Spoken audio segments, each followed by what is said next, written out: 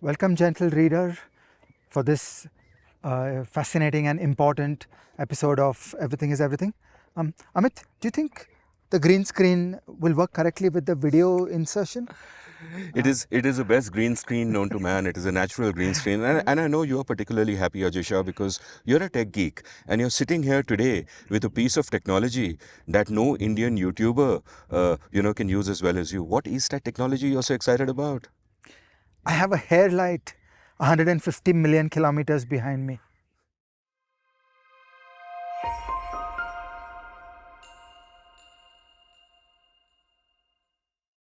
So, as Ajay said, it's an important episode, and that's really because it's a subject that is close to both our hearts, and it goes to a fundamental question about why do we care about the things that we care about. At one level, when we live our lives, our quest is personal. I want to improve my own life. I want every day to be as pleasurable for me. I want to make money. I want to become successful. I want to read good books, etc., etc. Those are personal quests. When we talk of things beyond the personal, what do we really want? When we talk of economics, what is a larger question? When we talk of politics, what is a larger question? When we talk of society, what is a larger question? And I worry sometimes, and I try to watch out for it within myself, that it should not be the case that there is a package of beliefs that I have adopted that appear to explain the world to me and make me feel comfortable in my knowledge, and that everything that I then say about economics or politics or society comes from that package of belief that either an ideological tribe may have or that I find it convenient to adopt, and I stop looking at the real state of the world. And I feel it's very important for all of us at different points in time to keep taking that step back and say that no, I'm not supporting this idea because I have adopted this idea as part of my identity. I know all the logic, I know all the reasoning, and to get dogmatic about it, but to instead always go back to the larger question which moves us in the first place. And the larger question that I think should matter to every Indian, matters I know to both you and me, is that how can we make this world a better place? And in an Indian context, how can we make India a better place? Both of us are extremely fortunate to have grown up in well-off households in more ways than one. We had sort of a world of books at our disposal when we were growing up. We've had good lives, but we've looked around us and we've seen that the world is full of problems. And it can sometimes get frustrating when you travel somewhere abroad and you say, wow, the city is so great, the infrastructure is so great, everybody is so well off. Any kid in this country can aspire to the best things, and then to come back and see what is happening here and start thinking about it, in that manner. And I love this. So, and start thinking about it in that manner. And I just feel that too many people get stuck in a groove. Too many people forget the larger question that I think animated all of us, I will say, with, I would like to imagine that everyone cares about this shit because they are animated by the central question. And one of the central questions in India is, how do we make this a great country for everyone who lives here? How do we get rid of poverty? How do we progress, etc., etc.? And I just feel that this episode is incredibly important because in the field of economics, which is where the pathway to progress and development surely lies, in that field, I see too many people who have adopted ideological packages, who have adopted dogmas and don't really care so deeply about what's happening in the real world. What works, what doesn't. No, you're on a career path, you're in your journey, that's all that matters to you. And in this episode, what I would like you to do is sort of give me and all our gentle readers a sort of journey that when we talk about development economics, what do we mean? What do we want? This is not about numbers and fiscal deficits and policies and inflation. It's about real lives, real people. This shit matters. So I want you to take us on a journey through this entire field and talk about why this journey matters, what are the foundational pieces of thinking around this subject, where have we gone wrong, what should we remember? So exactly where you started, that we should not have a prefabricated belief system with glib and ready answers for everything. We should always be able to argue it from first principles. So what we should try to do today is, let's do a discussion and argument and unfold from a foundational question into a sense of the agenda, into a sense of the questions and some of the big ideas of the field. Like, we will not remotely answer many of the questions, but at least we'll get our frame straight of who are we, what are we trying, what are the important questions, and some things that we know are dead ends and are not working too well. Okay, so it will not be a batch of answers, but it will orient us in the correct place in the mountain, that this is where we are looking and this is what we are trying. And in fact, that's a great metaphor because we're on a mountain right now. People are paragliding off us. And that's what we're going to do. I want you to paraglide us with Yes. all of us, all your gentle readers on separate birds, Yeah. and give us that sky high view and talk about first principles and give us a lay of the land. Yeah. And then people can zoom where they want to zoom. But I think that sky high view is important. Yeah, so we are at 2,500 meters. Let's go.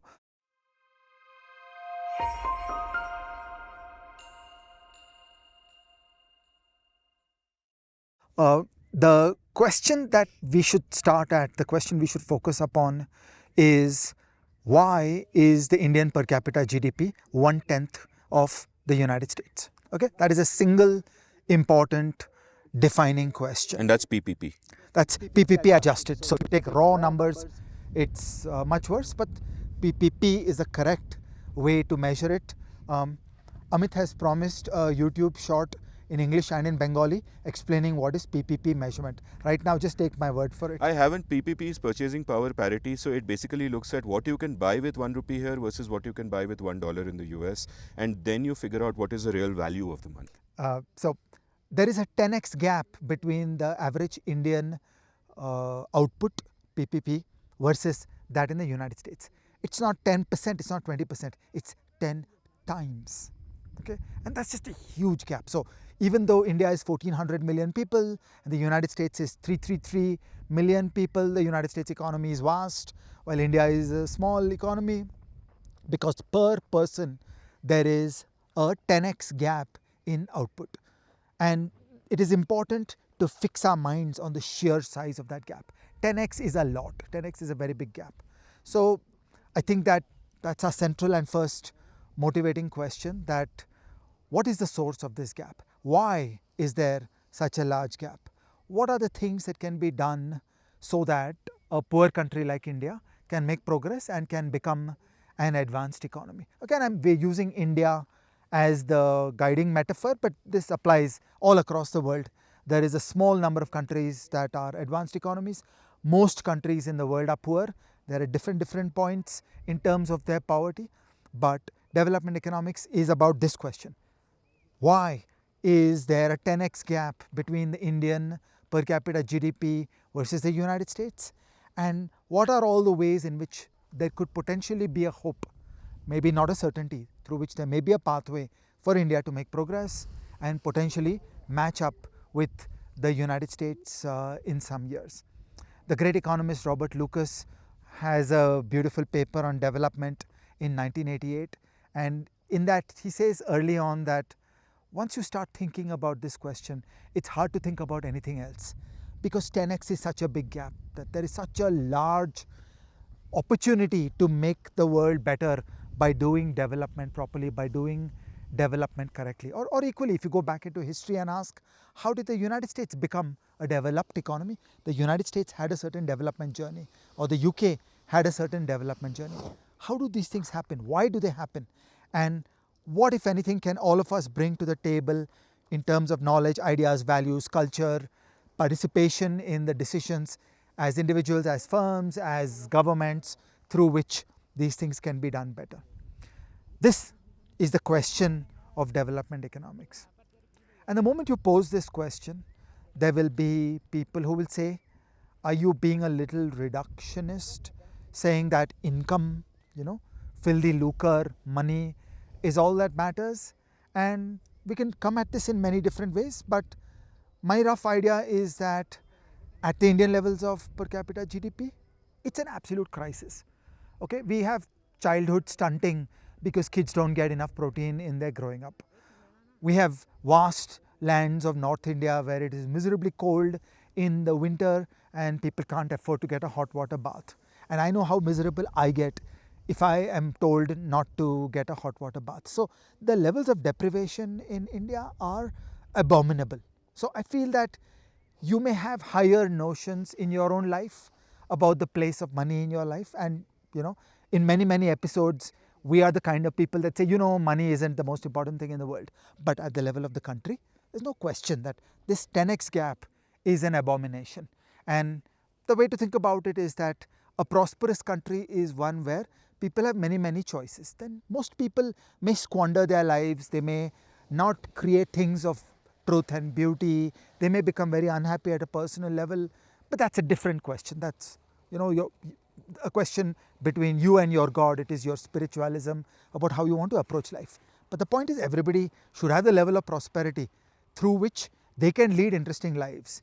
I remember when Amit did the cycling episode, after the episode ended, I only walked away with envy at the advanced commercial and organizational culture of Europe that supports the beauty of this whole cycling world. And that's a joy, that's an experience, it's a life experience, it is satisfying for so many people because they are an advanced economy. And our dream for India is that more and more people should have these choices. After that, what they choose to do with them is their birthright.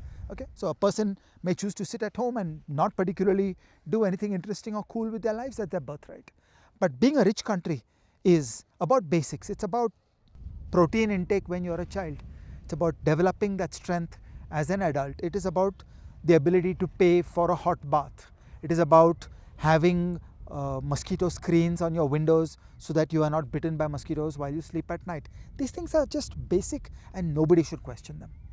In fact, I think it's we had an episode on luxury beliefs, and luxury beliefs essentially are beliefs that elites can have in their air-conditioned rooms, but they end up hurting the poor. But the elites feel virtuous when they have them. And I think the notion that, that money isn't everything is a luxury belief. When you're poor, when you don't have food to put on the table, when your children are malnourished, when they are suffering because of that in the crucial years of their life and you can't get those back, when you don't have a stable roof above your head, where you don't have an income, where you don't know where your rent is going to come from, when one medical emergency can destroy you, money is a big freaking deal. The GDP number is a big freaking deal. I've had episodes of The Seen and the Unseen on how GDP is an imperfect measure in so many ways. But the bottom line is that ultimately, it is about the money. No matter how much you choose to measure it, that matters. What is your national productivity? What is your income? So on and so forth. And as we will go on to discuss, it is a great indicator of welfare in all its aspects. Yeah. So just to summarize and recap in this chapter, development economics is about the question, why is India at a per capita GDP which is 1/10 of the United States, and what are all the various actors and the actions that can help make progress.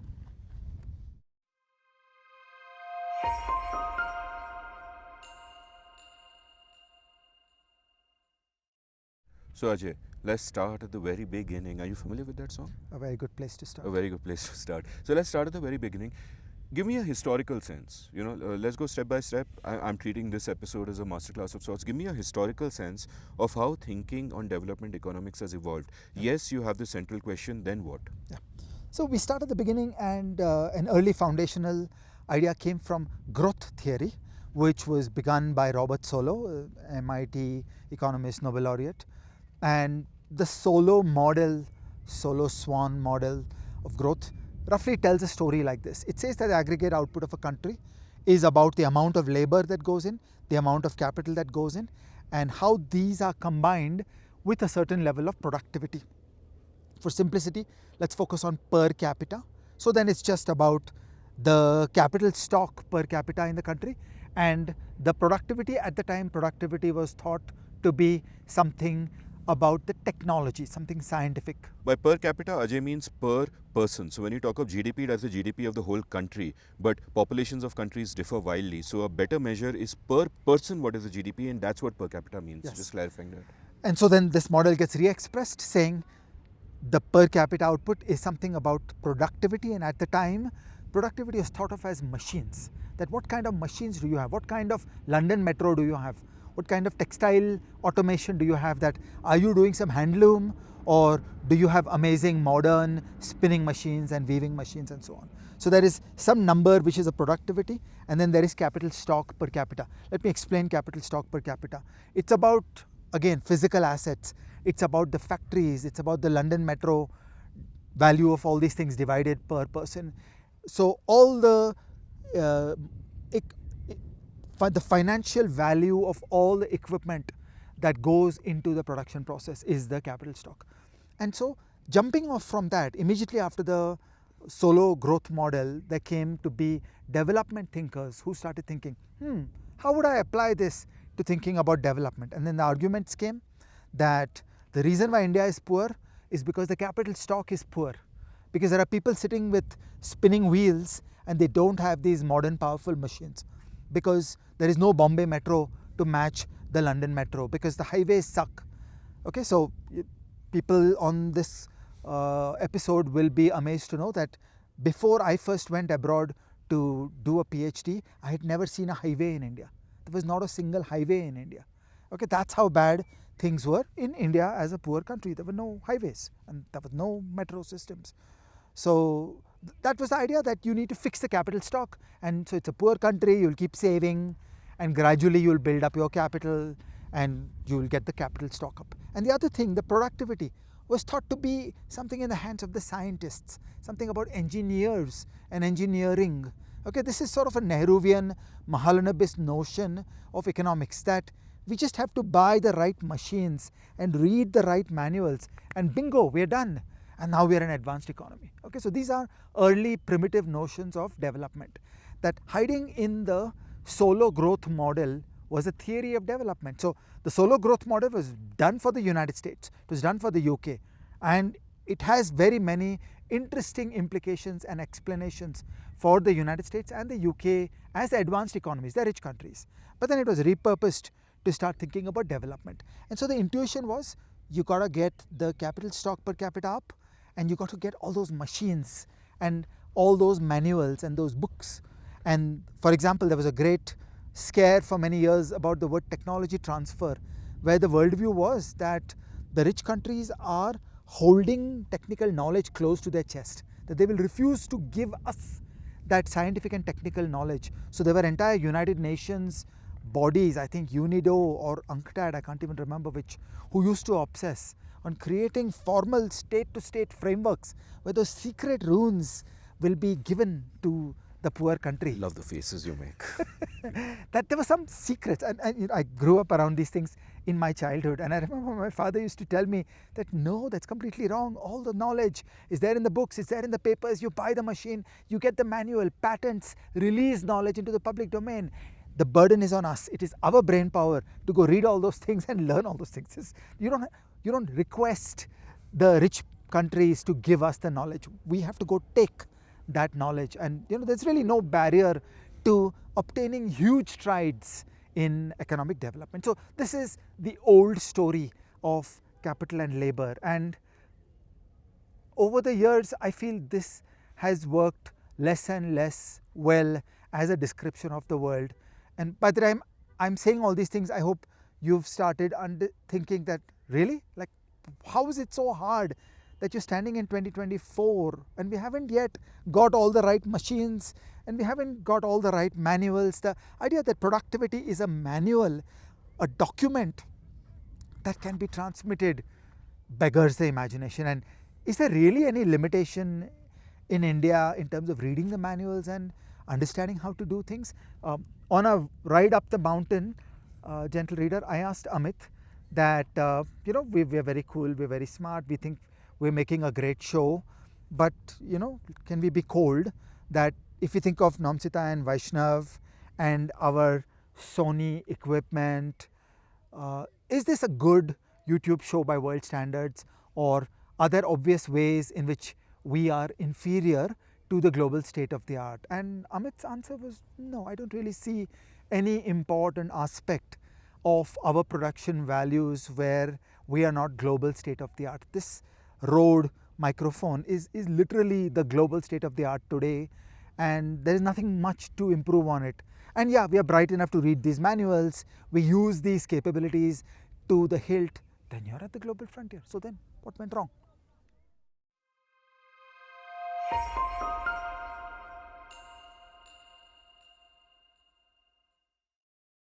So Ajay, what went wrong is a complicated question. A lot of things went wrong, and we are not just talking about India. We care most about India, obviously, but we are not just talking about India. Things went wrong across the world. Yes. Things went wrong in India, and essentially this way of thinking, the model itself, the framework itself is wrong, and we know that today in hindsight, obviously. So take me through the global experience. Yeah. So in the dawn of development, there was a lot of optimism because of the way I've put it to you. It's just a matter of piling on the capital and getting enough, clever people who can connect up to the world economy, who can bring in those manuals. So in India, there was plenty of English speakers. Okay, we are all Macaulay's children. We brought in those manuals, we brought in these books, and like, hey presto, you should be done. In the early years of development, there was a very powerful intuition that the very word development is analogous to the development of a child, the development of a puppy, that there is an inevitability that the puppy grows into a full dog, that a child grows into a full human, and you just have to make sure that the calories and the protein come in. And the growth of a child into a full adult is inevitable, it's baked in, and it's going to happen, and you can be reasonably sure it's going to happen. And maybe we can argue with each other about how quickly it will happen, but that it's going to happen was never in doubt. The philosopher in me wants to argue with the economist in you and say that growth from a child to an adult and from a puppy to a dog is actually deeply tragic, inevitable but deeply tragic. And whereas our nation, we want our nation to actually grow. Yeah. I'm sorry, I couldn't help. Yeah, so in the early years of development, again drawing on the intuition of the solo growth model and the way I deliberately used words that convey their way of thinking and their philosophy. And their philosophy was, yeah, it's only a question of time. The child will develop. Now, can you do something to add to the nutrients and make that go faster? Yeah, by all means, let's do it. So, we will have government to government engagement to transfer technology. Foreign aid will supplement the capital stock of the country, and the country will grow faster. But growth is baked in. It's just a matter of time. It's going to happen. And we stand here with the benefit of hindsight, and we know this was absolutely wrong. This did not happen. This was a wrong theory of the world. If you stand in 1945, we've said this many times on EIE, and this is a very critical fact that I feel should be burned into our skulls. If you stand in 1945 and think of the places that were poor then, only 4 have made it to rich country status today. And they are South Korea, Taiwan, Israel and Chile. Okay, there are no other countries that have really risen to the top. So if you had to play statistically development doesn't happen. It's the exception rather than the norm. There are more than 100 countries which did not make it, and it's been a while since 1945. So it's not just that, in 1965 you could say, yeah, just hang in there. In 1985 you could say, yeah, just hang in there. In 2024 you can't say just hang in there. It is broken and it is not working. So today we would make the opposite proposition, that the most important question of the world, once you start thinking about it, you can't think about anything else, is the question of development. It is about why a country like India is 1/10 the per capita GDP of the United States, and most countries just don't get out of that. It is rare. It is the statistical aberration where a country gets to development. It is a statistical aberration that Taiwan and South Korea and Israel have risen to the ranks of the advanced economies. Most countries haven't. So in fact, failure is the norm. Success is the exception. And this is something that was not understood at all by the early generation after the Second World War. For about 50 years, there was a great deal of optimism. And I also think that the development community does not speak clearly and openly about this proposition. There's just too much rah-rah, there's too much optimism. I think people would like to drum up money from donors, funders, humanitarian assistance. We'll come back to incentives and an understanding of the development community separately. But right now I just want to say that we will all do better by respecting the ladder that we seek to climb. Okay, so if you ask Amit Bhai to climb to the top of Mount Everest, you have to walk in saying statistically, look, this is hard. There's a high chance that you will not make it. And then suddenly everything will work better, because then Amit will train for it. Amit will refashion his mind and his focus and his attention, saying, I'm going to do something very difficult. There's a high chance I'll fail, and then I'll actually do it better. Whereas if you tell me, yeah, it's elementary, it's just a matter of time, you eat enough protein bars, you're going to reach the top of Mount Everest, you'll approach it differently. And I feel that that was an intellectual error, and it continues to be a certain rah-rah that suffuses this landscape, which is unhealthy for all of us. Don't get me wrong, I want nothing more than for this stuff to work. I want nothing more than for us to now learn the runes through which we can actually make development happen, knowing that we failed from 1945. But the journey to that will begin when we cast away the mistakes of the way it has been approached earlier. And a key mistake has been this sense of optimism. In fact, we should view it with great concern that, wow, this shit is hard. And just to clarify, what you're saying is not that development is hard and it's so hard that we shouldn't do it. It's an aberration. What you're saying is that we had an approach towards development. We thought the formula is A, B, C, do these things, development will come. It might take 20 years, might take 40 years, might take 60 years. But that formula was wrong. It hasn't happened. It wasn't as easy as we thought. And that's a great metaphor. You have enough protein bars, you'll climb Mount Everest. No, you got to do a lot more. And it's just such a brilliant metaphor, in fact. And the point is, climbing Mount Everest is possible if you really want to do it.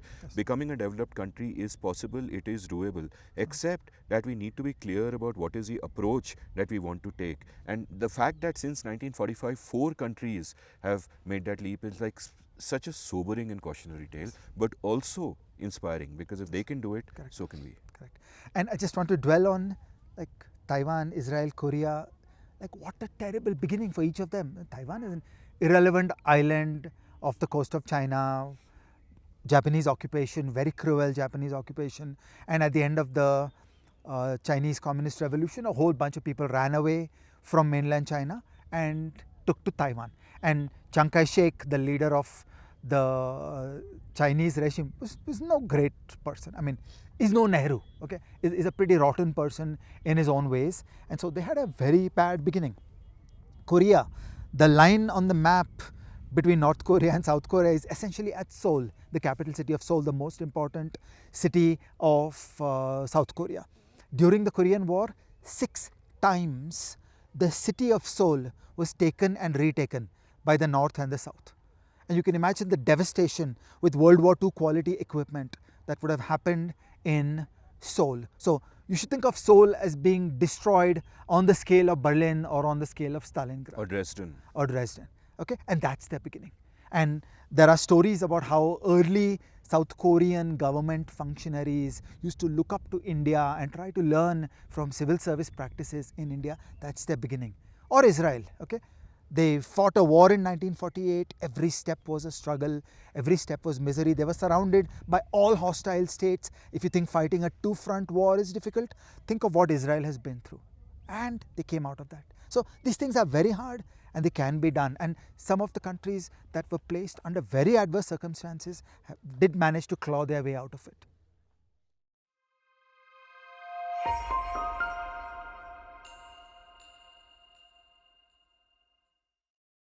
So Ajay, we've actually spoken a lot about the Indian experience across episodes of Everything is Everything, on the seen and the unseen many times. We in fact had an episode which you'll see on the screen right now, which is exactly about India's journey to prosperity. Yeah. And but I want you to, in the context of development economics and what the failures are, talk a little bit about how it failed in India as well. Yeah.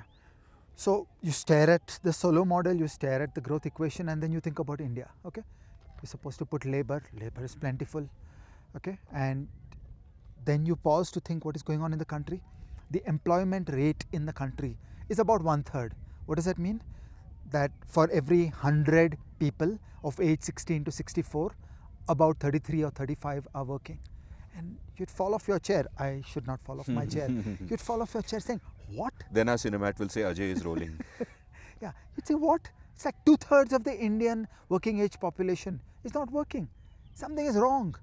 Yes, so to understand development is to understand why is 2/3 of the Indian labor force sitting outside the labor force and not able to come into the mainline capitalism, into the mainline market economy and start doing labor supply. And that is what needs to be understood. Just because the labor is there, it's not inevitable that it will get used. The puzzles are in how that comes together in productive ways. Similarly, part B, let's take capital.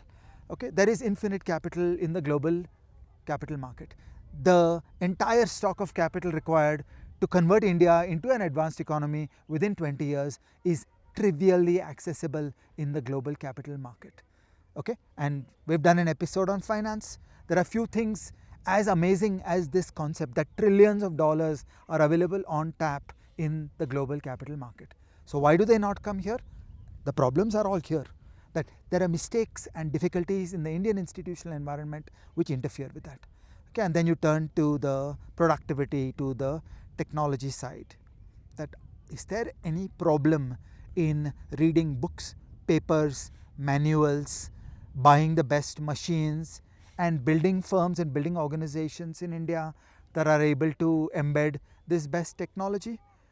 It's hard to say that the transfer of scientific knowledge is the bottleneck. Okay, for example, in a previous episode, we talked about my uh, happiest moment of recent months. I visited a blue jeans factory on the outskirts of Bangalore belonging to Arvind Limited. And it's just amazing watching those people. They are in touch with global state of the art. They know every single machine that is available out there. They carefully work out the ROI and they think about which machine can I adopt when, and they have the full scientific and engineering capability to go to China, to go to Taiwan, to go to Europe, buy those machines, read the manuals, deploy them into India.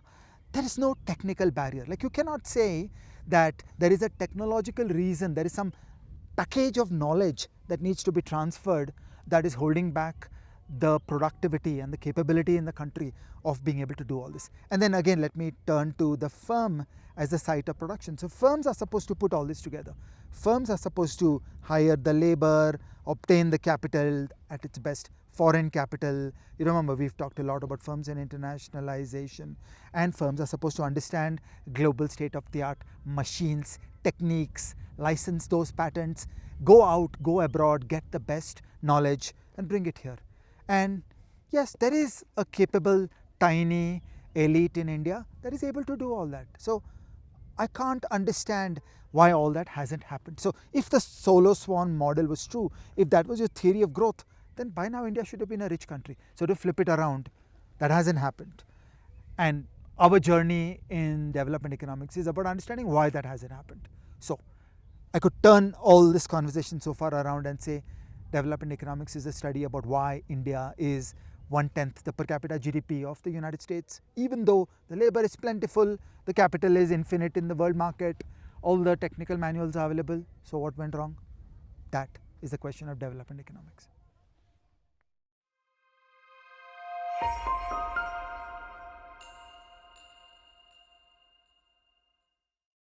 So Ajay, at this point, I could go on a rant and I could talk about an hour or 2 hours or 3 hours about all the things that have gone wrong with India. But I don't right now want to talk about the journey India has made. We'll come to that. I am more interested in the destination for once, in terms of thinking about what went right in the countries where things went right. Leo Tolstoy has that famous line at the start of Anna Karenina: all happy families are alike, all unhappy families are unhappy in different ways, right? So the problems of India, Bangladesh, Africa, all the poor countries of the world, they're all different, they all differ from each other. But actually, all the developed countries that have made it, including the 4 countries that you mentioned have made it since 1945, they have so much in common. Tell me a little bit about that. Yeah, it is indeed striking how variability within advanced economies is relatively low, and variability in poor countries is very high. That if you deeply understand South Africa and you deeply understand India, they seem like very unlike each other. You deeply understand Burma, it's completely different. You deeply understand Cambodia, it's completely different. So poor countries are very heterogeneous. And this is again a problem that bedevils the field of development economics. Because when you think about development economics, you are somehow implying a homogeneity in all poor countries. Actually, poor countries are wildly unlike each other. So I have done a little bit of work in a couple of countries over and beyond India. And for me, one of the biggest things I had to do in each country was to zero base that, no, you're not in India, now think this from scratch. And it takes considerable work to understand each country, and they're very different. But the advanced economies actually are all a lot like each other. And let me just try to rattle off some characteristics, and I'm sure you'll also have a lot of that intuition. All advanced economies are prosperous liberal democracies. They have freedom of speech. There are no authoritarian advanced economies. Pause to think about it. Not one advanced economy is an authoritarian country. They all have freedom, freedom of press, rule of law. They have this high state of freedom, and the state is an agent of the people. There are many steps to go. It's always difficult, but ultimately the people tend to kick the state into shape to serve the needs of the people. The people are the principal and the state is the agent. It is imperfect in many, many ways, but fundamentally those feedback loops have been built up in reasonable ways. The state is not out of control and out of touch and doing whatever it wants.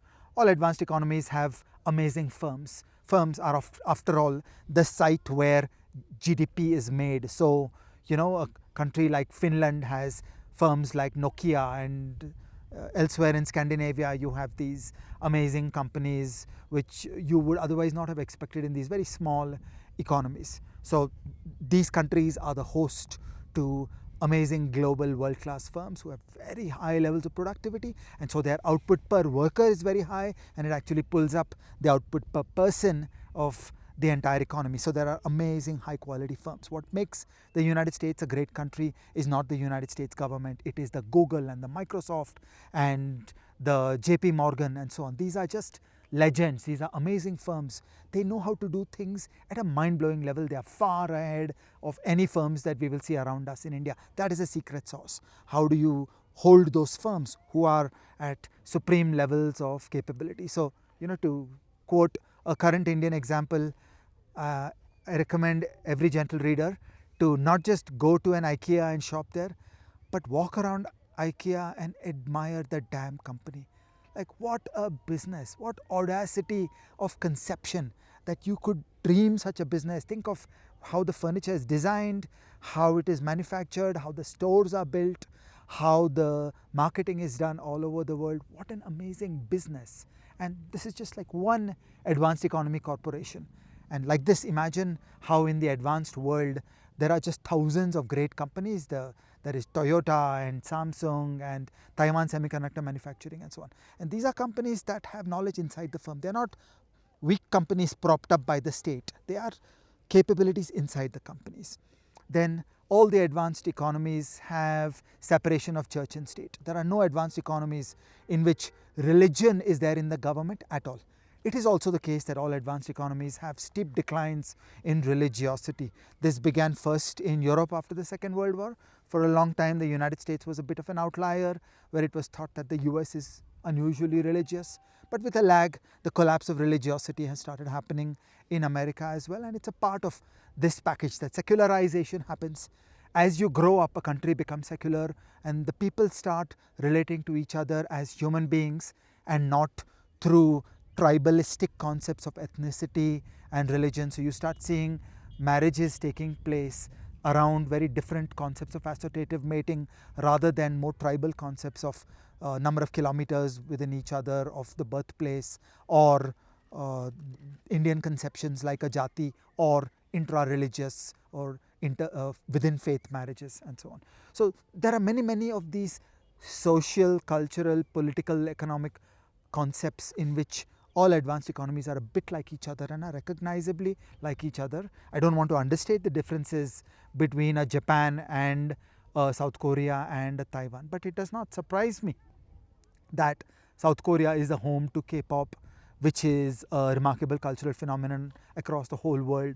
That's the way advanced economies work, that they are able to create incredible flourishing of truth and beauty and commercial success, and there are explosive situations where the energy of the people gets harnessed. And the key point here that I want to underscore is that an advanced economy is not just about people earning more money, about per capita GDP. It's also about that freedom, that economic freedom percolating down to society, that within society you have that freedom. Like, it's a tremendously important point that all of these advanced economies have declining religiosity, and it isn't the case that you can't be religious. You have personal freedom. You can be as religious as you want. You have conservatives in the US who will go to church every Sunday or go to the synagogue whenever, and you have all of that. You're free to do so, but others don't have to do it. You're not forcing a particular vision of the world upon you. You are not necessarily most of the time demonizing others. The mainstream is not like that. And I feel that a lot of the ugly tribalism that happens in society, the fissures that crop up, really happen more in situations of scarcity, where then you're always fighting to get ahead of the next guy, increasingly everything feels like a zero-sum game, and then these tribal instincts come to the fore and you're looking for the other and all of that. But in an advanced economy, some of those pressures are really not there. So it's a full package of freedom. It is not only about economic freedom or a flourishing marketplace, but it is freedom of the mind, it is freedom in the bedroom, it is freedom in the public square. All of those things matter. Yeah. As an example, gay marriage is all over the advanced world. Or I have started thinking a good indicator to see social progress is the rate of single momming. It's a great, and even for India, once I'd written a controversial column which got me a lot of heat, where I said that one of the great indicators of women's empowerment in India is a rising divorce rate. I think a rising divorce rate is fantastic because it means women are being empowered to walk out of bad marriages. Mostly that's what it is, and I think that's kind of mind-blowing. Another distinction, and I want to ask you if you agree with me, is that some gentle readers may say that, hey, Saudi Arabia is doing well and so on and so forth. But the point is, a lot of the countries in the Middle East became rich because they happened to have that natural windfall of oil. The key thing to remember about many of these Middle East nations or nations of that sort is that you had one windfall, you had growth, but you didn't actually have the full package of development coming. And that is a historical accident, and as long as it lasts, that's great, but you don't know how long it's going to last. So, what does one make of those? So if a windfall comes under the ground, and I would earnestly pray for my country that there will never be a windfall found under the ground in India. But when that windfall comes, you get very high levels of wealth, but you don't get development. And actually what we want is the development. We want the people. We want the people to flourish. We want the people to live at a different level in their lives. And in Saudi Arabia, the people have, what most of us would consider to be a pretty terrible life.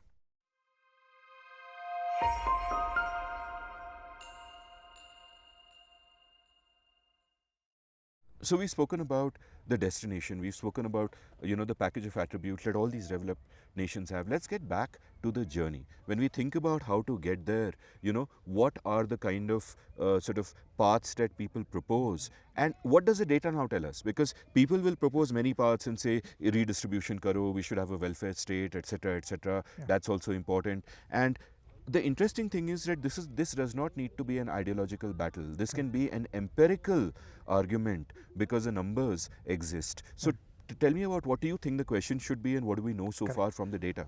So I began with posing the question of development economics as why is the Indian per capita GDP 1/10 of the United States? And now that brings us to the most important question, which is what are the actions through which that gap can be closed? And so now we turn to doing it, that how do you run this marathon, what are all the things that need to be done.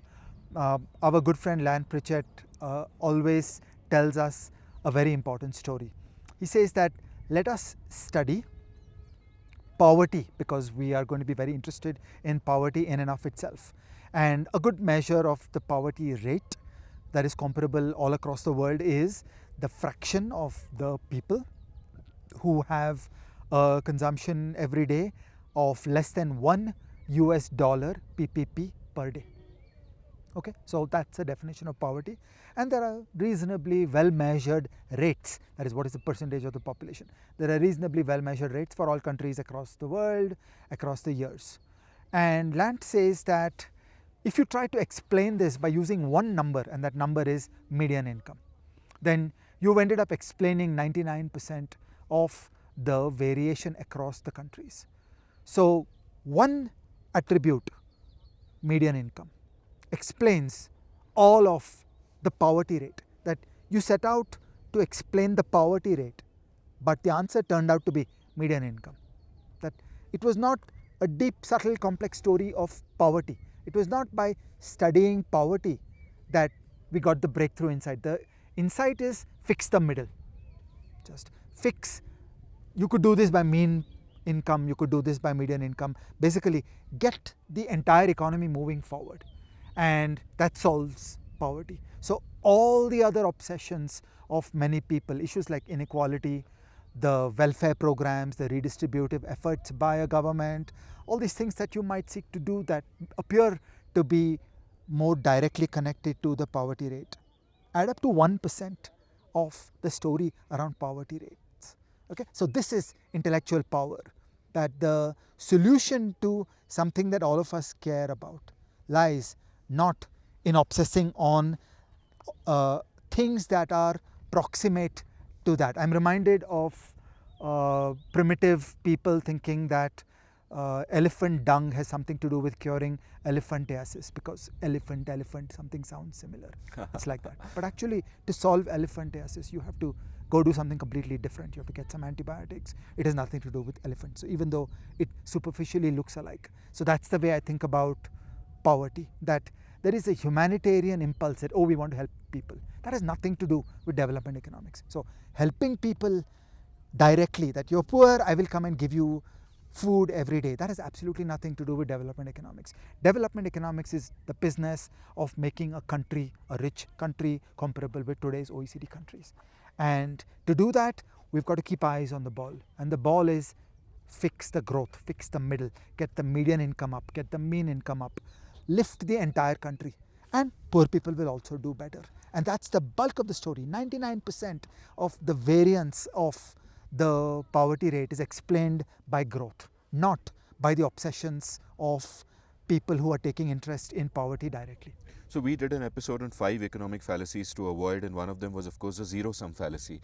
And the zero-sum fallacy, that, if the rich are getting rich, the poor must be getting poorer. You want to do something about poverty, redistribute. It seems so obvious to the common person. But when trained economists who should know better kind of fall for it and believe that redistribution is the way out, you begin to wonder. Now, there's been a debate about growth and redistribution, and I believe that there are trade-offs, and the question therefore is, which one do you target? And what I kind of want to underscore is that the data now shows that growth is the answer. When he speaks about, when Land's work shows that 99% of the impact in the poverty rate comes from pure economic growth, that you do redistribution, you do welfare programs, and you have enough countries to look at where redistribution has been done, welfare is here, welfare is there, etc., etc. But you look at what makes an impact. Ultimately, that impact comes from economic growth, and that's important to remember. And I did this great episode with Land Pritchett. Again, I recommend that you go and listen to that episode. But more than that, more than the episode, just engage with his work. Look at the show notes of that. I've linked to his critical papers in the show notes over there.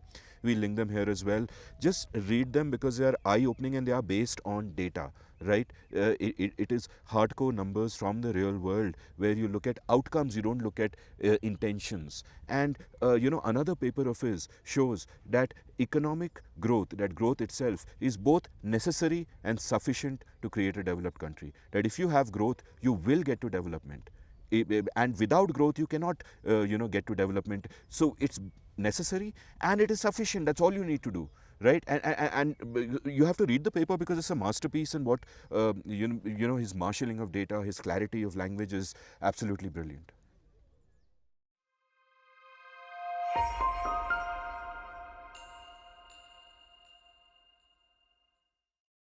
So Ajay, we know what doesn't work. But when we speak about growth, it kind of seems woolly. What are the elements of this? How do we break it down? What do we need to do? Yeah. So let's take that grand question, and now we will dive into what are the chapters of the book. So if you had to write a book of development, then what would be the subcomponents inside it? Land Pritchett has a nice classification scheme. I have deviated a bit from it because my way of thinking about it is a little different. So he emphasizes, I would emphasize 3 big ideas. The development journey is 3 big ideas. The first piece is the emergence of a high productivity economy. Okay, so we need to get productivity up. We need high quality firms which are producing at the global frontier. Okay, the United States is a global frontier, so your distance from the United States has to be reduced inside the firms. We need to get to firms which match the capabilities of the corresponding firms of the United States. That's one pillar, that the emergence of a productive economy. The second pillar is the emergence of state capability, that every successful country needs a state. Okay, and while we are considered, while Amit Varma and Ajay Shah are considered to be extremist libertarians, we are not anarchists. We do not advocate a withering away of the state as some leftist thinkers have done. We advocate capability, that you need a state, and then the state should do those things correctly. It should succeed in the projects that it should set out to achieve. You do a few things well instead of many things badly. Correct. And for a few things, you absolutely need the state to do those things well.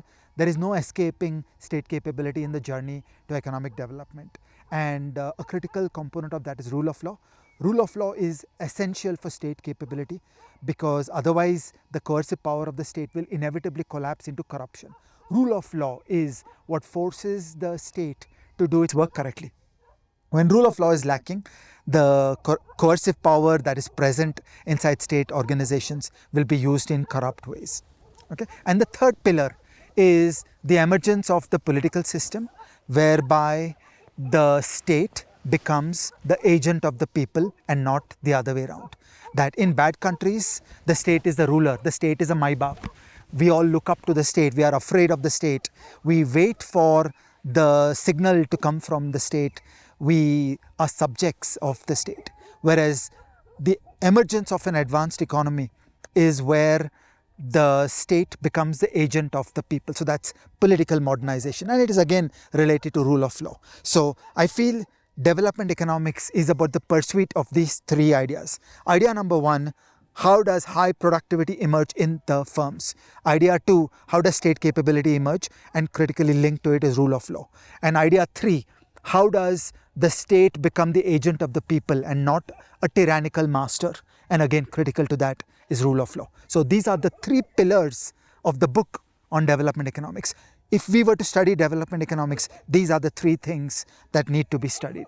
And where you differ from Lant in the Kelkar and Shah book is that he separates state capability and rule of law, and your point is, and which I agree with, is that rule of law is part of state capability. Correct. So It's a part of number two and number three. That if you want to achieve state capability, you need rule of law. If you want to achieve a government that is the agent and not the principal, you need rule of law. So I don't think of it as a separate pillar. It is the raw material that makes those two pillars happen. Gentle reader, at this point, I want to say that before this, we made a joke that between us, we are a Bengali economist. We don't like Bengali economists. But between us, like I'm Bengali, he's an economist. So this is what the team is. And the proof that I'm Bengali is that I put on the jacket first, right? Hopefully, I won't have to put on a monkey cap also.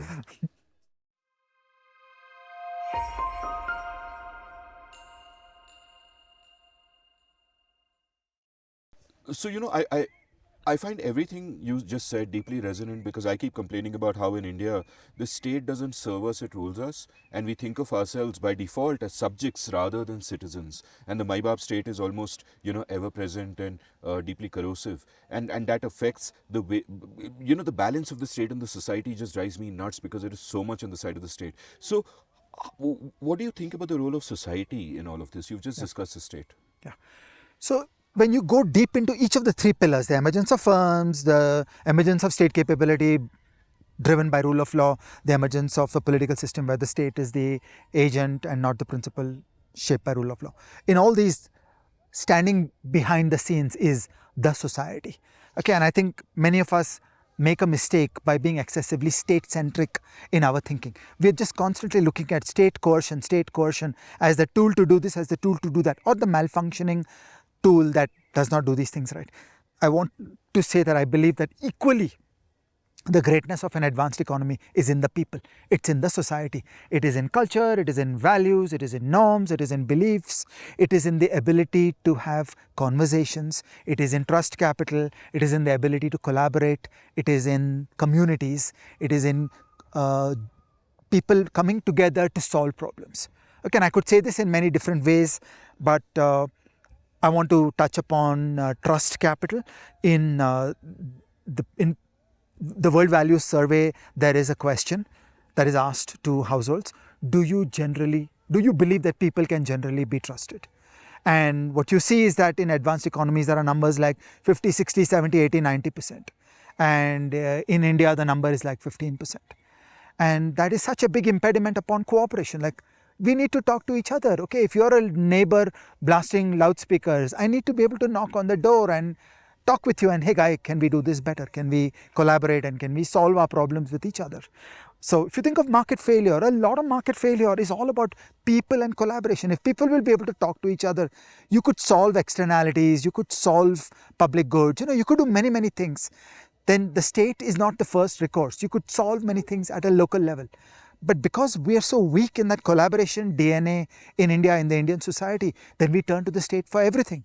but the state is very weak and we put too much load on the state. So the citizenry is constantly screaming at the state, inducing the premature expansion of scope. And then you get organizational collapse of the state because it's being asked to do too much. So there is a connection between the collaboration DNA in the people. But equally, turning to the high end, turn to the firms. Okay, there are conversations that take place in coffee shops. There are conversations that take place in trust. There is debate, there is discussion, there are oral agreements. You don't need to turn everything into a contract. A man's word is his honor, and so on. A lot of things become easier in a stable society where norms and values are established.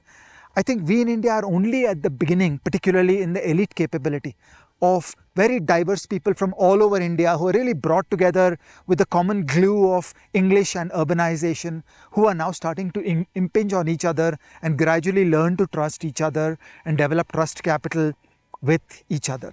So I think that we should think of these as two distinct journeys that are taking place in the story of development. One is the development of the state, which is more conventional and widely understood. But equally, I feel we have to think a lot about the development of the society, the emergence of communities, of norms, because you can't have the state policing everything. You need a lot to be done by people, by good behavior towards each other, by good behavior by default, where bad behavior is the exception. And I think all too often in India today, we're at the early stages of learning that journey. And if I may say, one example of that failure of social capital in India is the inability of the genders to talk to each other.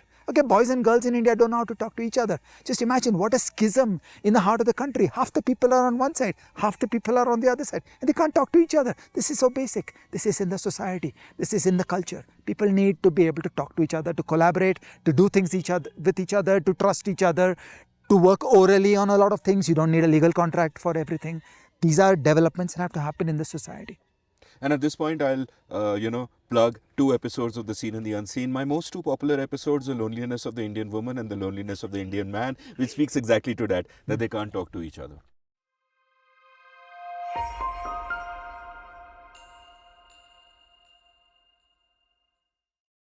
So, there is a framing that I have objected to in the past, and it's a framing that's in fact come from both Ragurajan and Rohini Nilekani in recent times, and I chatted with it on a Seen Unseen episode with Rohini as well, which is this tripartite framing of state, society and market. And in fact, even our good friend Pranay Kutasane, along with Raghu Jaitley in their great book Missing in Action, use the same frame.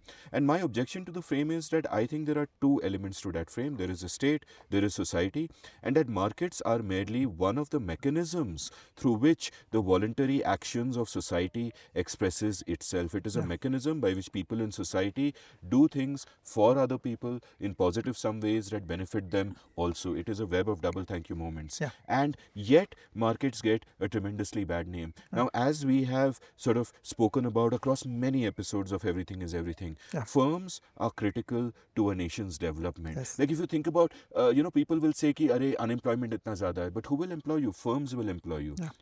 Who will generate wealth? Firms will generate wealth in a positive some way. By like how do firms make money? By solving the problems of people, by giving them something that they value more than the money that they pay for it. So tell me a little bit about the role of firms in it, and do you agree with my sort of objection to that framing? I totally agree with what you're saying. The first grand pillar of development economics is this cold statement that output is made in firms. To achieve the per person output of the United States, you need the firms to achieve that high productivity. And firms are the magic that convert people and capital and machines and manuals and patents into output. And there is real magic happening inside firms. It's not trivial. It's not a simple matter. So if it was simple, it would have happened by now. So why is India poor? Because there's plentiful labor and there's infinite capital out in the world economy, and the Indian elite has the full ability to learn any machine, to read any manual. We're past that. Maybe you could have argued that 100 years ago, this was a bad country where basic knowledge was lacking. Today, the English-speaking elite in India is able to connect into global capitalism and obtain global technology, and that's not the barrier. So now you've got to ask the question, what is happening in the firms? And that is why the first primal objective of studying development economics and understanding India's journey is the firm.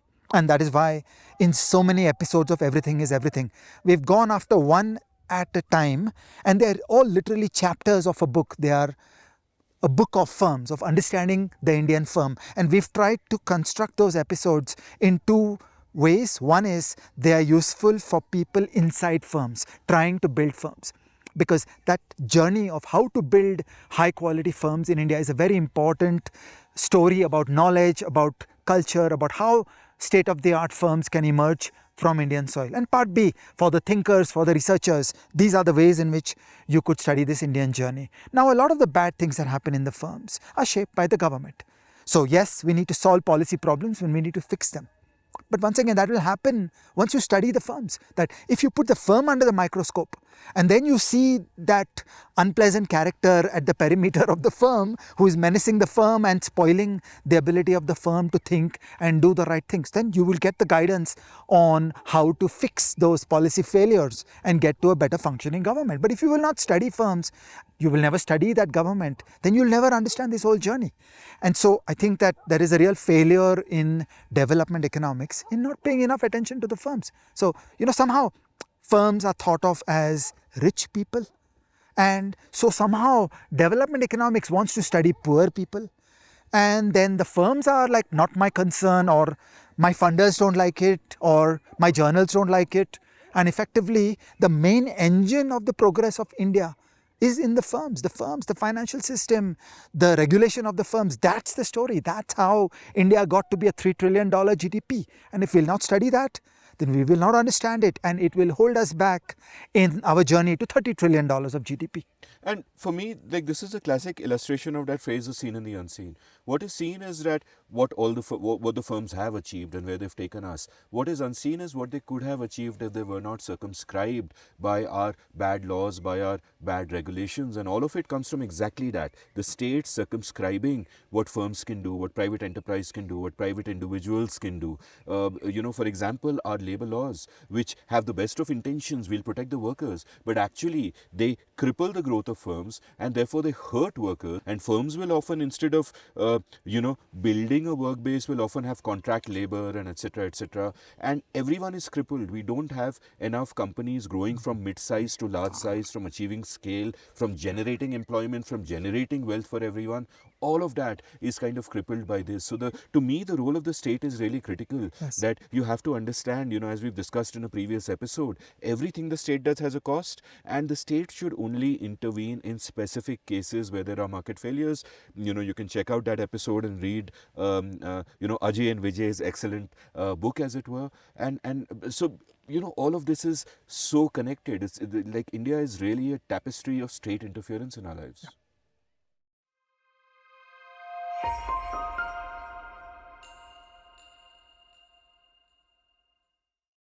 So Ajay, we began with what are the questions of development economics and what is development economics. We have gone through the landscape of failure. We've spoken about a lot of the flawed thinking. So I ask you that question again. Yeah. What should development economics, in the light of what we now know, concern itself with? Yeah.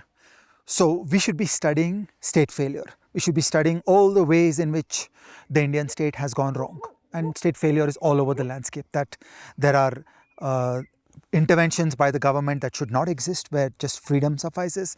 And then there are the legitimate, important activities of the government that make public goods, that do other kinds of addressing market failure, where the state fumbles and fails and does the wrong thing. So one big pillar is understanding state failure. And we should also understand the society. We should think deeply about the emergence of norms, about the way in which the people are able to develop trust capital in each other and do better on talking to each other, collaborating with each other, developing communities that transcend traditional tribal notions. So for example, we've often talked about the Indian elite English speaker as an amazing network. It is people from all over the country who are able to look past traditional conceptions of identity and talk to each other, engage with each other, form communities and make progress with collaboration. Metcalfe's law, the power of a network is proportional to the number of people squared.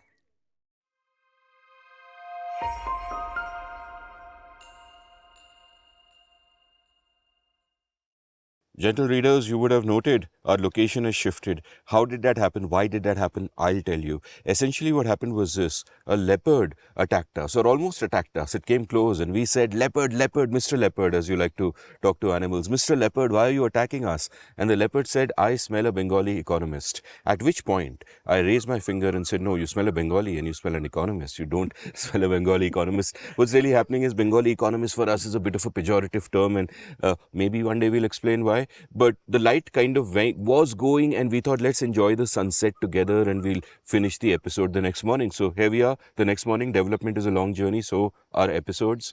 And you've spoken very well about what development can mean for the society, what development can mean for the firms, and how important it is for them to grow. My question for you is, what about the state? Is it then something that we can consider that once a country is on the way to development and is solving its problems of poverty and so on, that the state will also correspondingly be efficient, etc.? So this is a big thing that confuses many people. We know that improvements in state capability are an important part of the development journey, and development is about GDP growth. Can you flip that around and say that when GDP growth has taken place, the state has become better? Okay, so a lot of people in India assume that, yeah, GDP growth happened, so the Indian state must have gotten better. But that's not true, for precisely the kind of reasons that we've described. That there's a journey of firms and adding capital stock and improving the technology inside the firms, and that's where the GDP comes from. So there can always be periods where apparently there was GDP growth, but side by side with that, the state actually got worse. So we should not make the mistake of jumping to the conclusion that because GDP growth happened, state capability got better. In fact, there can be periods where the two run in contrary directions. One of the great empirical regularities that we know about development is that it tends to happen in spurts. So, for example, in India, we got a great growth episode 1991 to 2011. And then many things went wrong after that, and by and large, economic dynamism has not come back after 2011. And there may almost be a causal connection going on there. And I would conjecture something like this, that there was a huge growth of the economy from 91 to 2011. Along with that, there was a lot of complacence and optimism that, oh yeah, India great, 7% growth, 8% growth, everything is fine. And under those conditions, the energy to criticize and fix the government tends to go down. People become complacent, the government's okay. Because GDP growth is doing well, you come to the false conclusion that the government's okay. And in fact, all along the development journey, the government needs to keep changing and reshaping itself to fit the needs of the economy. That what is required at $300 per capita is very different from what's required at $600 per capita and $1,200 per capita. So across each doubling of GDP, the machinery of the state needs to evolve quite a bit. Another way to see these problems is that when the sheer dollar values in the economy become bigger, there are bigger problems of corruption, because there are bigger dollar values being waived for more mundane cases. So a judicial system, a regulatory system that worked for a 100 rupee economy works less well for a 400 rupee economy, because whatever was the check and balance that was controlling the misbehavior by state agents of wielding coercive power would break down when the dollar values being waved in front of their noses go up dramatically. So in fact, the causality runs upside down, that left to itself, if you don't have enough thinkers and enough passion to constantly criticize and reform the state, it is in fact the case that high GDP growth, the periods of high GDP growth like 1991 to 2011 are at the end of that journey a mismatch between the check and balance of government and the needs of the economy, and that contains the seeds of its own fall. So that is why growth episodes end. So what is miraculous about the UK and the US and many advanced economies in their development trajectory is they managed to do 200 years at 3%. They just grew and grew at 3% for 200 years. They never really faltered, and that's amazing. Whereas the development journey in a lot of developing economies has been a far more of a hare and not a tortoise, that there tends to be a spurt. In that spurt, everybody's rah-rah, everybody's optimistic. You'll get a cover of The Economist saying India is great. And that spurt is at such a low base that you are going to get that spurt if you get some things right. But the curious difference, and I think this is a deep question which has not been adequately answered, that why are countries like India subject to growth in episodes? We get growth episodes, we don't get sustained growth. We got an amazing growth episode 1991 to 2011, but then it did not sustain. And in some ways, what is going on in India right now is the development of the people and the knowledge and the ideas to create conditions for a future next episode. We'll see when that will come. But we have not found the amazing economic development story of the UK and the US, where they did not get 6%, 7% ever, but they got 200 years of 3%. So they just hammered away year after year, and they never faltered. They never had these bad collapses. This is something interesting to ponder. But anyway, my main headline in response to what you said would be that while it is true that improvements in state capability help create conditions for GDP growth, it is not true that you can read GDP growth and thereby conclude that, oh yeah, the Indian state must have gotten better. No, that's not true. In fact, it is possible for things to go the other way around. In the book, Building State Capability, Matt Andrews, Lan Pritchett, a bunch of co-authors do some very careful measurement and quantification around state capability. And in fact, they do find that in the 1991 to 2011 period, Indian state capability got worse.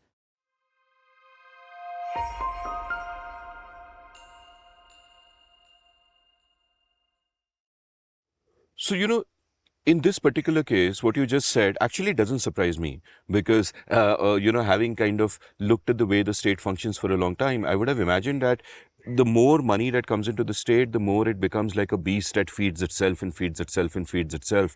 So you can begin with a lean, mean, hungry state that does what it is supposed to and doesn't do what it's not supposed to and has capability in getting the few things right that it must. But once money starts coming in, the incentives, as we discussed in our public choice episode, just simply take over, and it's a beast that gets bloated, feeds itself. And I think we've seen this in many of the developing economies. And in India, we kind of have the tragedy that we began with a bloated state that does a lot of things badly and only a few things very well. And I would say that, we had that growth episode because we fixed a few things, but this fundamental thing we didn't even begin to fix, right? And got complacent about that. So that's a problem.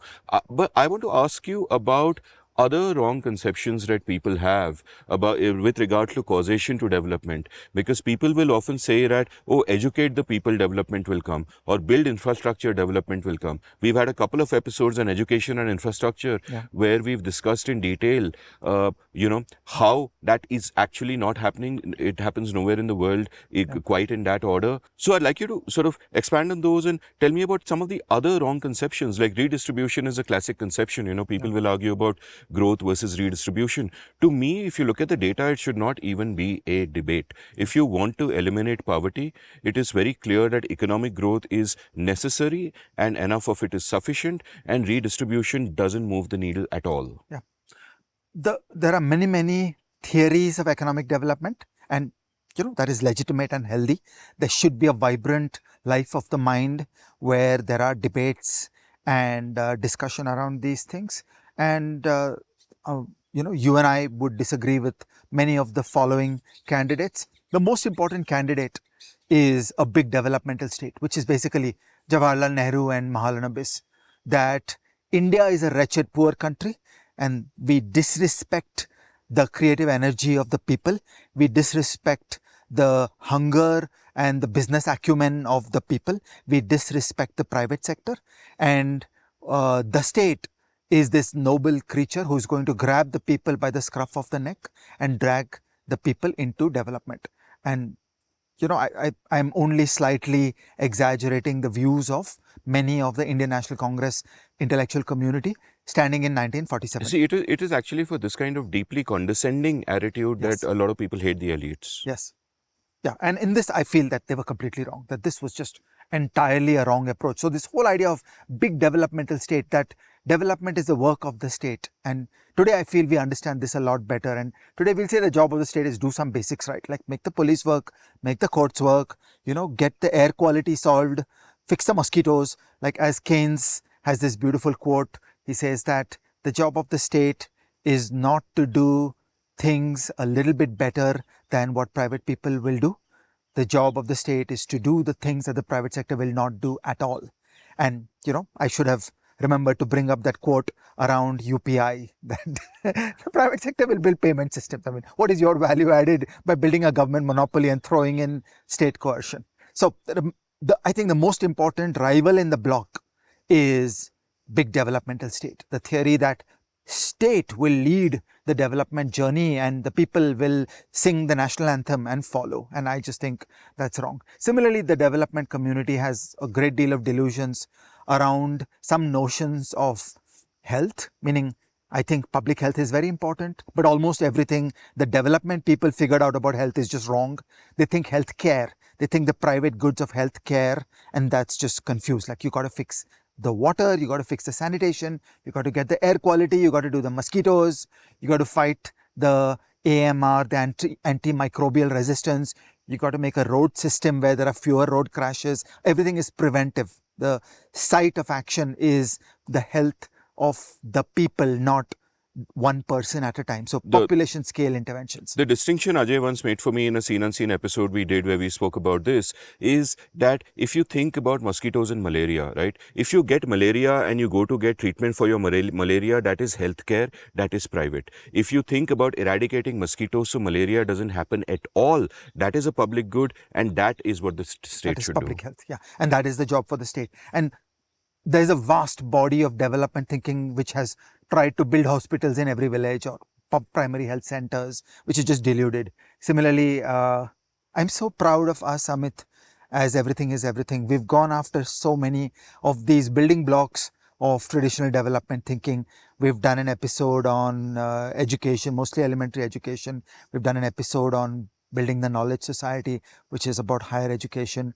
We've done an episode on infrastructure. We've done an episode on digital public goods. So these are all the standard theories of change out there. And I think that many of them are not particularly useful. And they don't take us closer to the answer of why only 4 countries did it. Because, lots of countries built primary health centers. Lots of countries did plenty of years of schooling and so on. So you've got to think deeper. What makes an advanced economy? What did Denmark do right? What did the UK do right in its development journey? What did Taiwan do right? What did South Korea do right? What did Japan do right? What did Israel do right? Okay, and these are the success stories, whereas some of these treatments have been applied to many, many countries, and there are hundreds of failed journeys of development. And I just want to clarify that when we are speaking development, we are speaking development from a point of view of getting rid of poverty. So it is not as if the elites will do well in their big glass buildings and all of that. We are using development loosely, but what we essentially mean by that term is getting people out of poverty, which is so critical for India. So when we say X, Y, Z don't work, and only A works, and A is necessary and sufficient, and A is economic growth, it is with an eye on poverty. As Gandhi said, for everything that you want to do, the state wants to do, the fundamental question you should ask is what will it do for the poorest person in the land? And to me, it is just not ethical to turn anywhere else. And that's our lens throughout. So it is implicit, but I'm making it explicit. Yeah.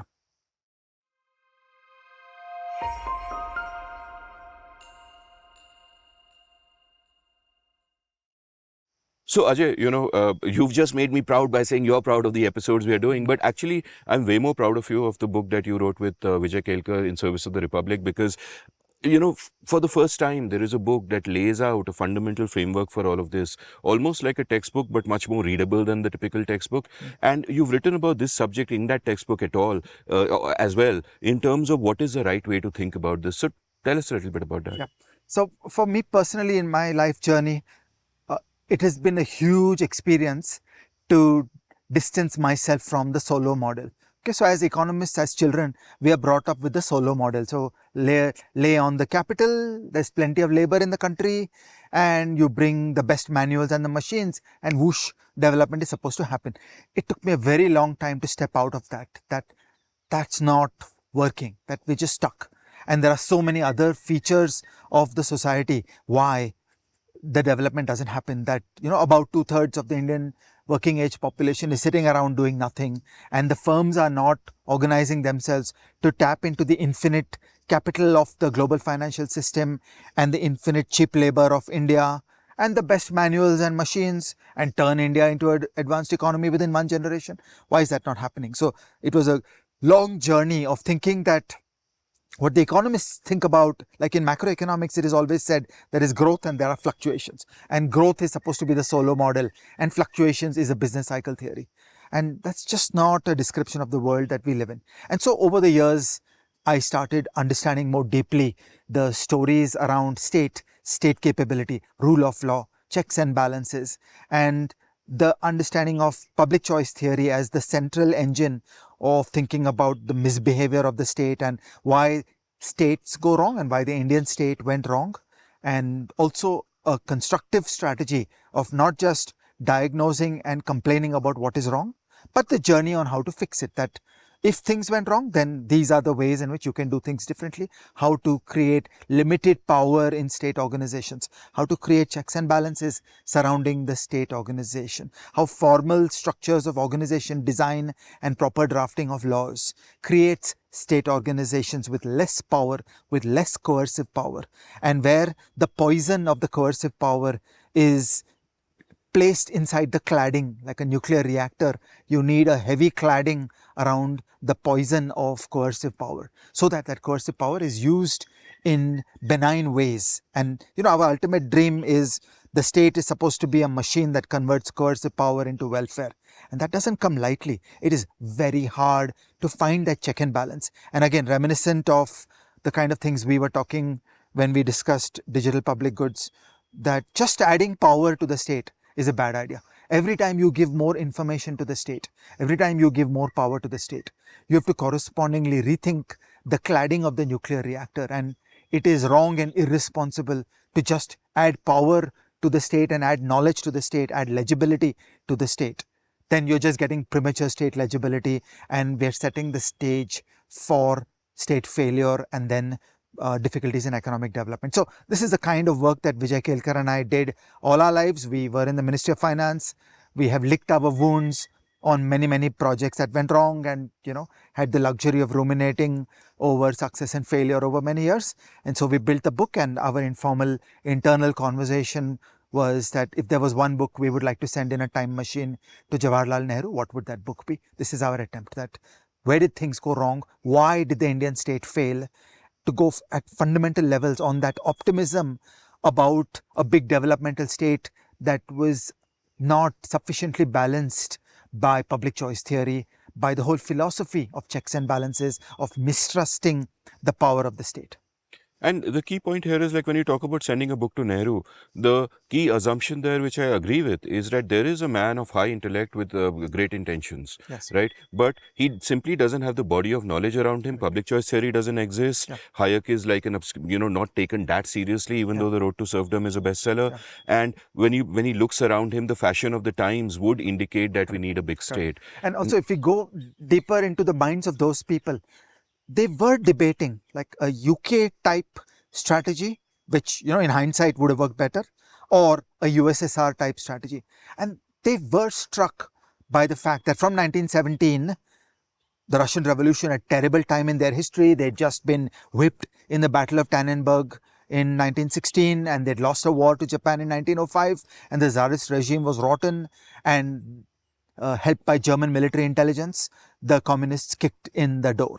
Okay, and in 1917, they had a horrible starting point. There was a civil war till 1921. From there to 1945, being the greatest land power in the world. Okay, it's hard to not be impressed by that.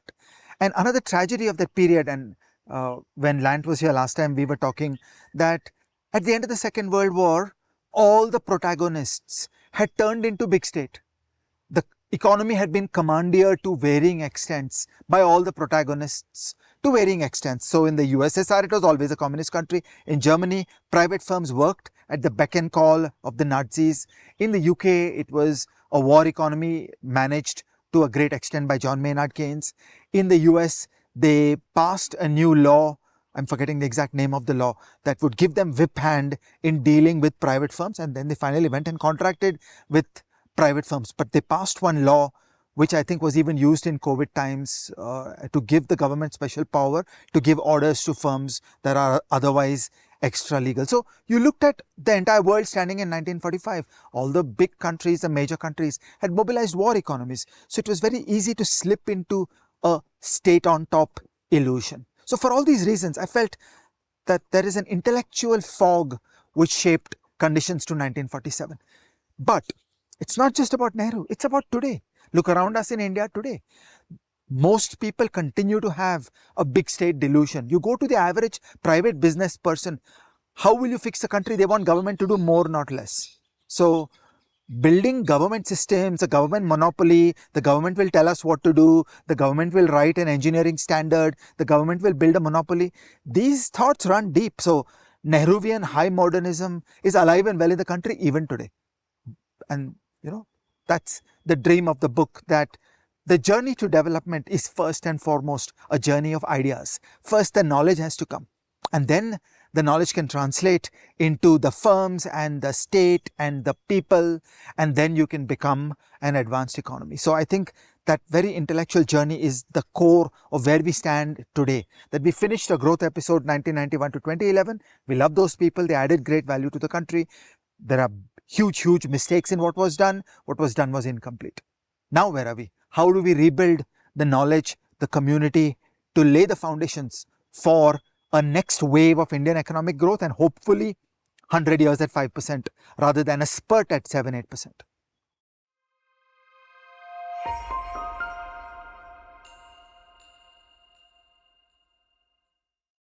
So, it used to be said about Nehru that at every cabinet meeting, there was an empty chair for the ghost of Harold Lasky, right? The wrong kind of left-wing Fabian socialist sort of influence. And I would have liked if at every cabinet meeting, there was, the disembodied spirit of Lant Pritchett from the future coming and sitting with him. And the reason I'm mentioning Lant is that his work has been so educational for me and would be for everyone. I did a great episode with him that'll be linked from the show notes. He's done very good episodes with Shruti Rajgopalan for the Ideas of India podcast. That'll be linked. We'll link some of his key papers. But one of the frames that I learned from him, which I've been thinking about a lot and which made me look at the world a bit more clearly, but also made me angry, was a frame of national development versus kinky development. And his contention is that what matters to all of us is what you are talking about, national development. How can we raise median per capita GDP? Because that is what gets people out of poverty. That is a central problem. It is not an economics problem in some limited domain. It is a problem of humanity, and therefore we need to sort it out. And what is kinky development? Kinky development is when you lose sight of the big picture and you zoom down on some narrow little thing and you say, let me solve that particular problem. The metaphor I came up with for our episode was that imagine there is a drunk man looking for something under a lamp post. Famous old metaphor for many things. There's a drunk man looking for something under a lamppost, and a cop comes and says, what are you looking for? And he says, I dropped my keys, I'm looking for my keys. So the cop, a polite, good cop, and India also has many, fine cops. I'm imagining a Mumbai cop, says, I'll help you. And they look together, and after a while, there's no key there. So the cop asks the drunk that, where did you drop the keys exactly? So the drunk turns around and says, 100 meters away in the bushes over there, but it's completely dark. So the cop says, and why are you looking here? He says, because the light is here. That's too hard, And I feel that the entire field of mainstream development economics is doing that. They are searching for easy answers that don't matter, And part of that also is when you think about the incentives that you are working, say, either in some kind of think tank or you're working for the World Bank or whatever. Constantly your funders are saying, your bosses are saying, show me the result. What have you done? And in this long journey of 30, 40, 50 years of national development, it's really hard to point at results.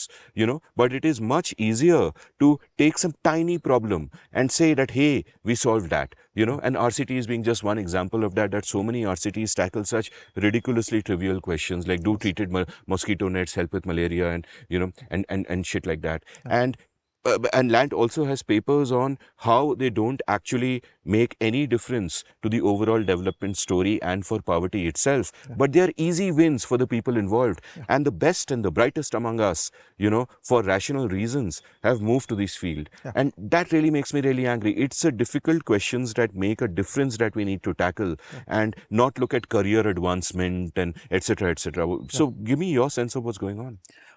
It's good to always think in terms of incentives, right? We're economists, people respond to incentives. So I feel that the distortion of the field came from three directions of the reshaping of incentives. So what happened was that there are philanthropic organizations where the noble human being who's gifting money away is also a vain human being who wants credit. Okay, so these things go hand in hand. Seldom do we get noble human beings who are gifting away money, who are also detached about saying, look, I don't want the credit. I just want to contribute to the world in a good way. And there are such people. Okay, I really respect and admire the contributions of many great philanthropists who've done that. But a lot of philanthropy tends to obsess around attributability. And then again, you have to see the organizational design problem that the philanthropist at the top may be a good human being who's saying, look, I want to add value to the big problems of the world. I want us to do risky things that nobody else will fund. I'll add value by doing things that the rest of the world is not doing. But the staff, the teams, the bureaucracy, the officials inside a philanthropic organization are under career incentives to claim wins, that I did this. I contributed to this policy that got 73.4 people out of poverty. So there is a thirst for attributability, and that takes you to minor problems. So you will think of dinky problems, and then you'll be able to claim success, and then the career of the employees inside a philanthropic organization tends to be more assured, and also the philanthropist may like to claim credit that I did this. So that's the first barrier that pushes in favor of attributability.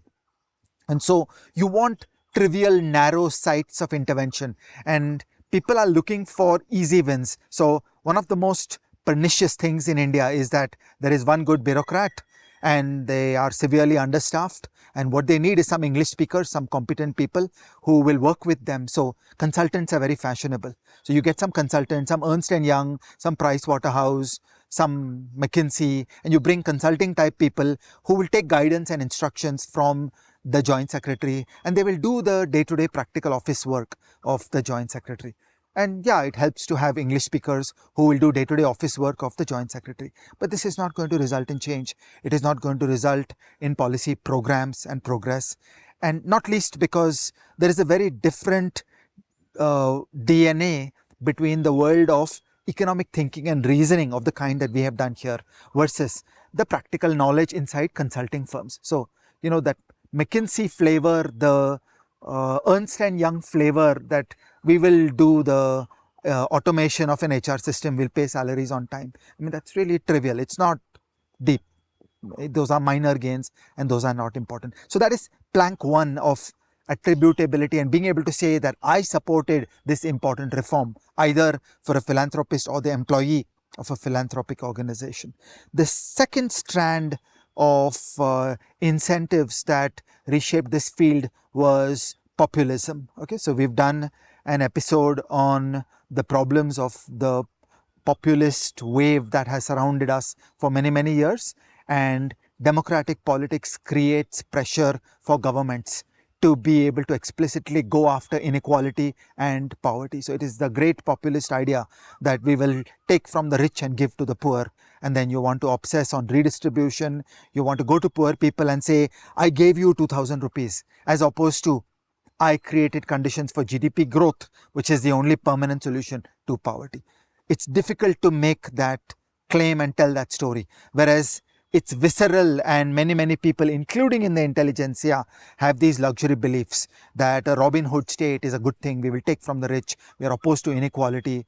Okay, so we've gone through a long arc from the French Revolution to Thomas Piketty, where we obsess on inequality. That's the second strand, where populist politics has asked for economists who will do the redistribution and the welfareism.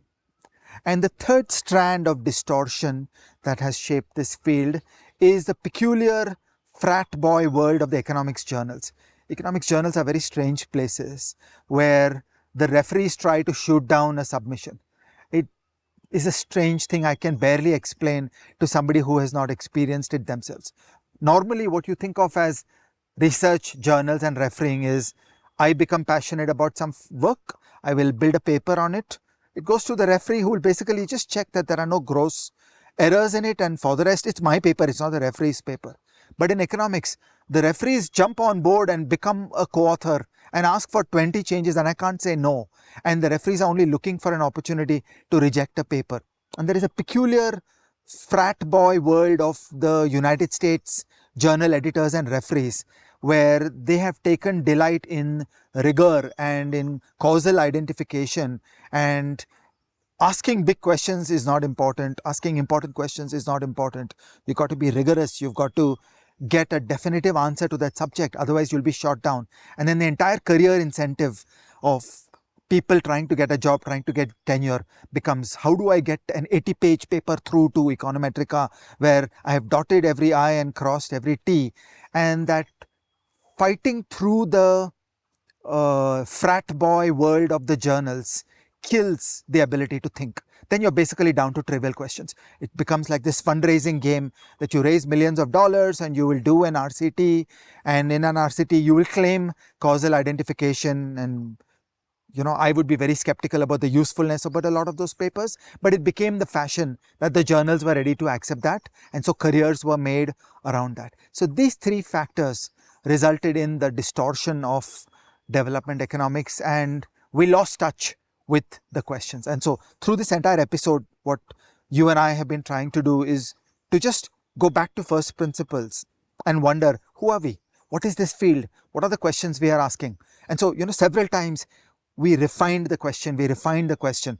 In this episode, we are not necessarily offering a lot of the answers, but we're just trying to align ourselves and get the community straight that, guys, these are the questions. Come, let's talk about them. Let's write about them. Let's argue about them. Let's debate them. And for the journey of each of the over 100 poor countries that would desperately love to become an advanced economy one day, the journey lies in figuring out these things and rebuilding the firms and the financial system and the society and the state in ways that are conducive to the machinery of an advanced economy.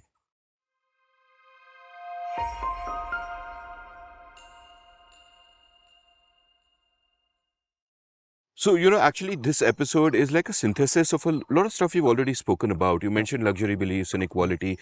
Check out that episode on why inequality and poverty are almost opposite things and need opposite treatments. Our episode, Fixing the Knowledge Society, was about many of these incentives that you just spoke about. And in our recommendations, really, we have joint recommendations on this. And before even those joint recommendations, one recommendation from me that I have learned a lot from In Service of the Republic by Vijay Kelkar and Ajay Shah. Just a masterful book, so you must read it if you're interested in these subjects. You watch this entire episode. Please pick up that book. Please gift it to people who are interested. Dip into it every once in a while. It's a great book. I also want, we come to joint recommendations, want to recommend all of Lan Pritchard's works. The key works and blog posts that he's written, all of which I think are really seminal, are linked in the show notes below, plus his episode with me and his episodes with Shruti. And William Easterly's books are, again, great books in understanding this world of development economics, where philanthropists can go wrong, where economists can go wrong. So that, again, for me is essential reading to really learn about the world and understand the world. And my personal final sort of recommendation would be that too many of us fall into two kinds of easy traps. Easy trap number one is that there's a bunch of people you're in with. You have your little ideological tribe. They have these beliefs. We seem virtuous. We don't question them. We fall into that package of beliefs that they hold, all of which really sound nice. And we should build community, but we should always keep thinking independently and question everything, especially when there is so much data about some of these big questions. And the second thing I want to say is a common public policy mistake, but a common mistake in thinking about the world, that do not mistake intention for outcome. You will find many policies with great intentions, but the outcomes are completely in the other direction, like many of the luxury beliefs we spoke about in that episode. A lot of the policies which ostensibly are supposed to tackle poverty and help the poor actually end up hurting the poor. And this is not, a statement, an argument that I'm making alone. The data shows us it's very easy for us to actually look at all the data on everything, think for ourselves. Intentions aren't enough. Outcomes really matter if you want to make a difference. So, just think independently. We could also be full of shit, right? You think independently. You read what we've given you. You read criticism of that. You read people who disagree with us. You think about the world. You look around you and make up your own mind. So my plea to independent thinking is, I think, the most important recommendation I can give.